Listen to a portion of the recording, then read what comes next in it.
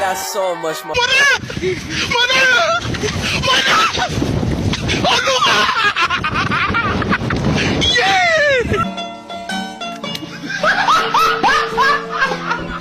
Are you ready, kids? Aye, aye, Captain! I can't hear you. Aye, aye, Captain! Oh! Hey Des, ini kenapa sih dari tadi kelihatannya kenal terus kenapa? Iya nih, pusing banget, mikirin tugas banyak banget.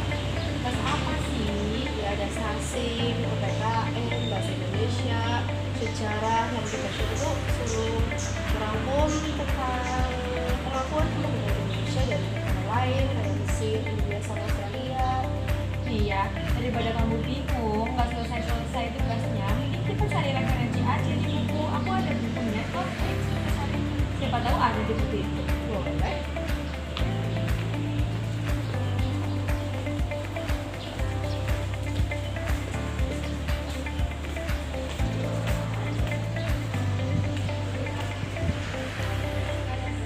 Mesir.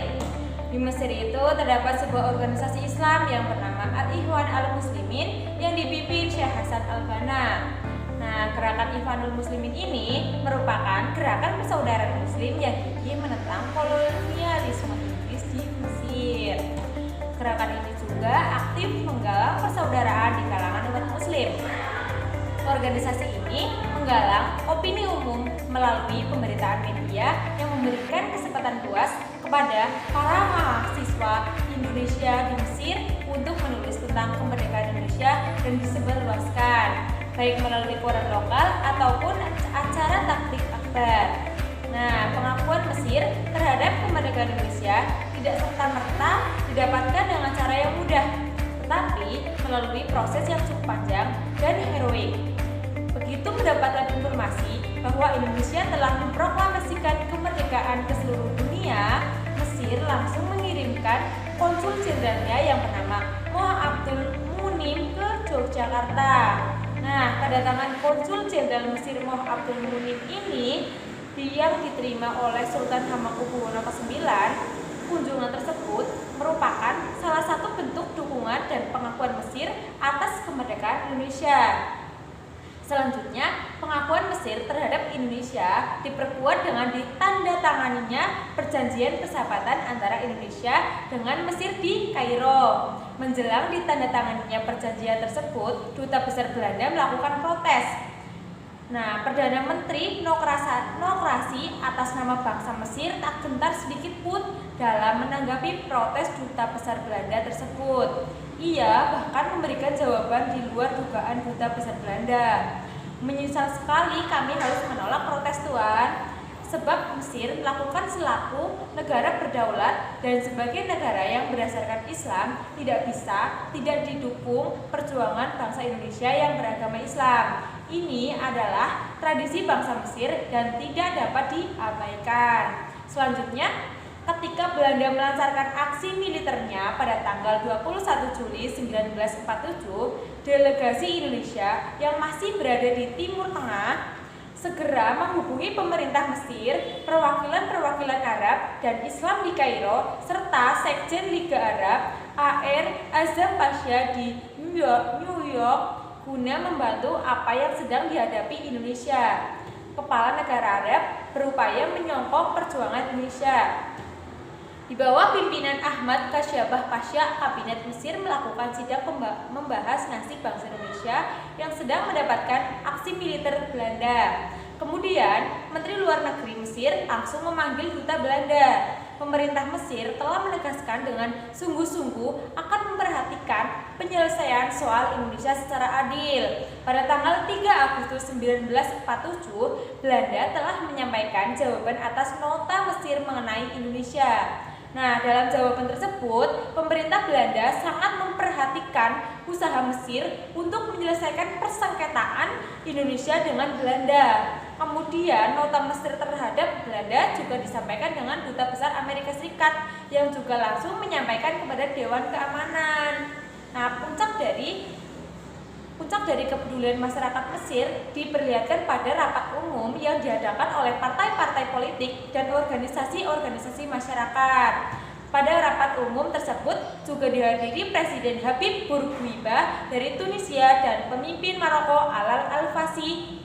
Rapat umum itu telah menyetujui satu resolusi yang berisi antara lain yang pertama itu ada pemboikotan barang-barang buatan Belanda di seluruh negara-negara Arab.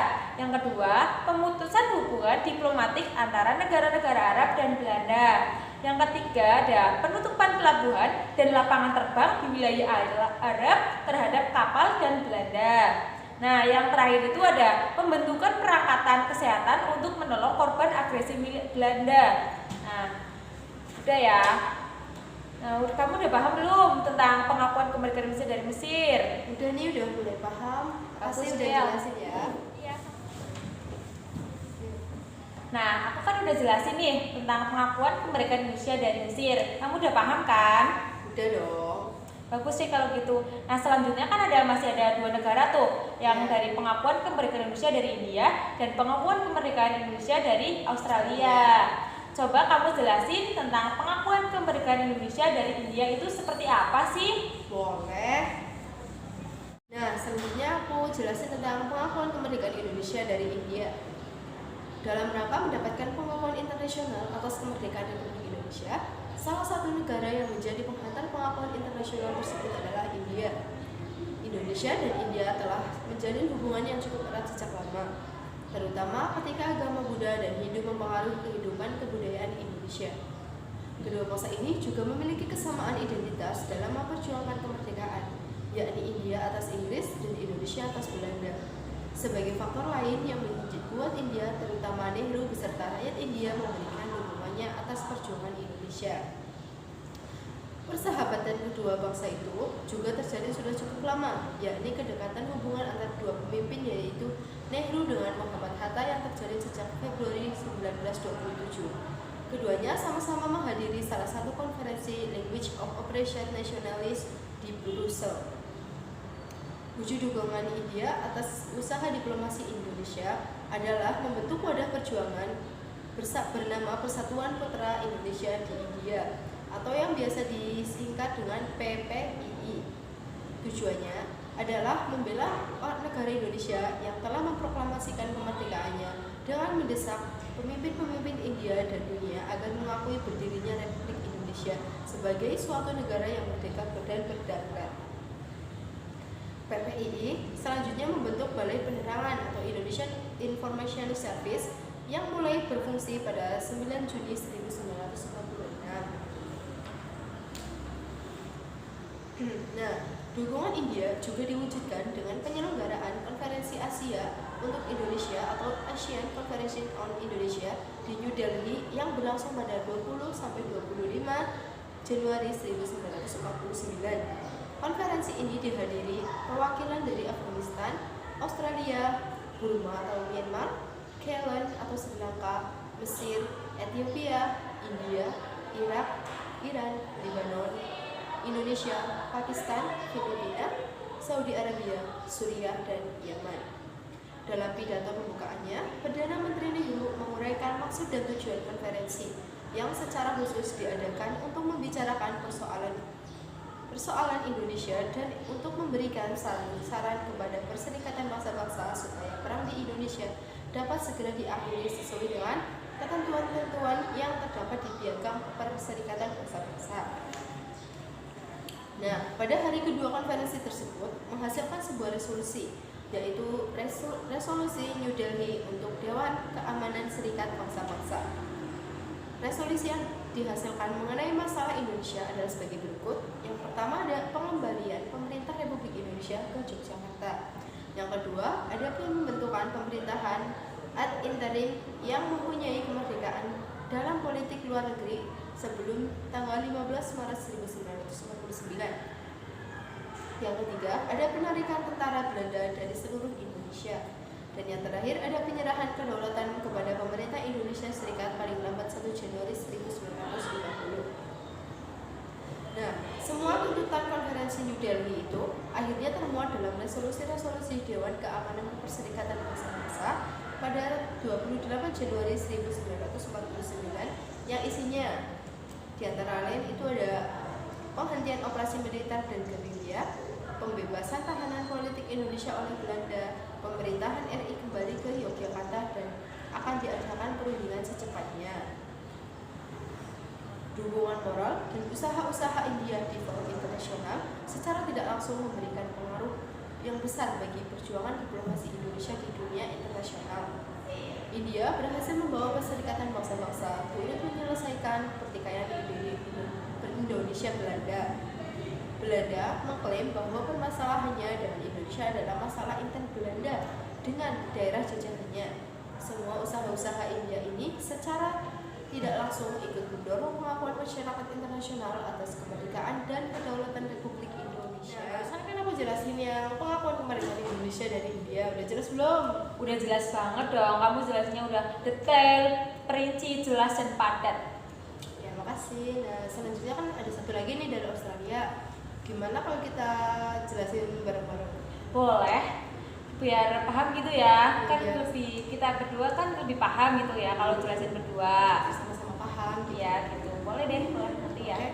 Nah selanjutnya ada pengakuan kemerdekaan Indonesia di Australia. Dukungan Australia untuk pemerintah Indonesia dalam menentang Belanda yang pertama, yaitu dengan memboikotan kapal-kapal Belanda. Dengan inisiatif Partai Komunis Australia (ACP) dan pimpinan komunis dari Serikat Buruh Perairan Australia. Para buruh pelabuhan Australia pada 20 September 1945, seluruh pelabuhan Australia melarang pemuatan ke atas sebuah kapal Belanda yang berlayar ke Hindia Belanda. Boikotan diprakarsai oleh pelaut-pelaut Indonesia meninggalkan 6 kapal Belanda di pelabuhan Brisbane pada 24 September 1945. Aksi ini segera diikuti dengan sebuah keputusan WWF cabang Brisbane untuk memboikot ke-6 kapal tersebut. Boikotan ini kemudian diambil alih oleh cabang-cabang WWF di Sydney dan Melbourne. Federasi Pekerja Pasisir Australia atau WWF mencegah keberangkatan kapal Belanda yang penuh dengan pasukan, persenjataan, dan perlengkapan lainnya dari pelabuhan Australia. Dimulai dari Brisbane, embargo tersebut mendapatkan banyak dukungan dari seluruh pekerja di pelabuhan utama lainnya di East Australia, termasuk Sydney, Melbourne, dan Adelaide. WWF menolak memuat barang-barang Belanda dan memperbaiki kapal Belanda dan kemudian memboikot semua transportasi, toko, dan pengisian barang. Selanjutnya, embargo tersebut terus berlangsung sampai tahun 1948. Nah, 31 serikat pekerja Australia dan 4 serikat pekerja Asia secara langsung menghentikan 559 kapal yang seharusnya adalah persediaan bagi usaha Belanda. Selambat-lambatnya, akhir Maret 1946, misalnya 1000 truk Belanda yang seharusnya dikirim ke Indonesia masih tetap di Australia.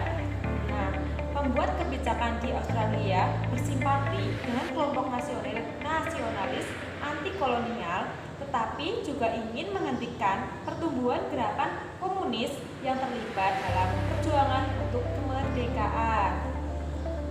Nah, selain itu, masyarakat Indonesia di Australia juga mengambil peran penting dalam pemboikotan ini melalui kontaknya sebelumnya dengan WWF di beberapa kota Australia. Para veteran tanah merah melalui organisasi mereka, Indonesian Political Access Association, tampil efektif mengimbau serikat-serikat buruh untuk melancarkan pemboikotan terhadap semua kapal Belanda yang mengaku tirani keras militer yang mungkin digunakan untuk menindas penduduk Indonesia.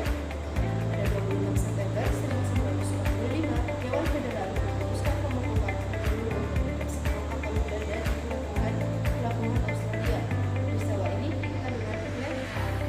Tadi kan udah dijelasin tuh ya dari pengakuan kemerdekaan Indonesia dari India, dari Mesir, dari Australia, udah paham kan? Udah dong, makasih yang dijelasin yang jelas, detail, dan mudah dipahami. Iya, sama-sama. Kita kan belajar bareng tuh biar kita juga biar paham. Ya, makasih juga ya udah luangin waktu untuk belajar bareng biar kita sama-sama paham gitu ya. Ya, cukup sekian dari kelompok kami. Terima kasih. Bye-bye.